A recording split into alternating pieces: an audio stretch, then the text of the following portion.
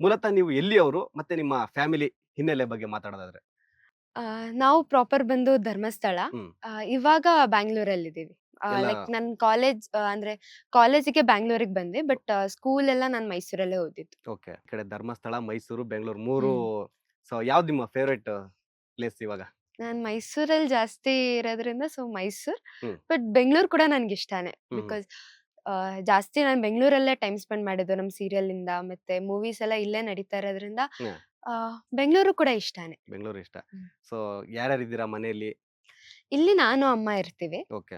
ಬ್ಯಾಂಗ್ಳೂರಲ್ಲಿ. ಹ್ಮ್. ಸೊ ಊರಲ್ಲಿ ಅಪ್ಪ, ನನ್ ತಮ್ಮ ಎಲ್ಲ ಇರ್ತಾರೆ. ಊರಂದ್ರೆ ಧರ್ಮಸ್ಥಳ. ಧರ್ಮಸ್ಥಳ. ಧರ್ಮಸ್ಥಳದಲ್ಲಿ.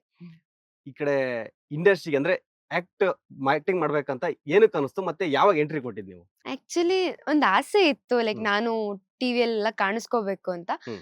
ಬಟ್ ಎಕ್ಸ್‌ಪೆಕ್ಟ್ ಮಾಡಿರ್ಲಿಲ್ಲ ಹೀಗೆ ಎಂಟ್ರಿ ಸಿಗುತ್ತೆ ಮತ್ತೆ ಇಂಥ ಒಂದು ಫೇಮ್ ಸಿಗುತ್ತೆ ಅಂತ. ಓಕೆ. ಯಕ್ಷಗಾನ ಮಾಡ್ತಾ ಇದ್ದೆ. ಸೊ ಆ ಒಂದು ಮುಖಾಂತರ ನಾನು ಈ ಒಂದು ಇಂಡಸ್ಟ್ರಿಯಲ್ಲಿ ಇವಾಗಿದ್ದೀನಿ.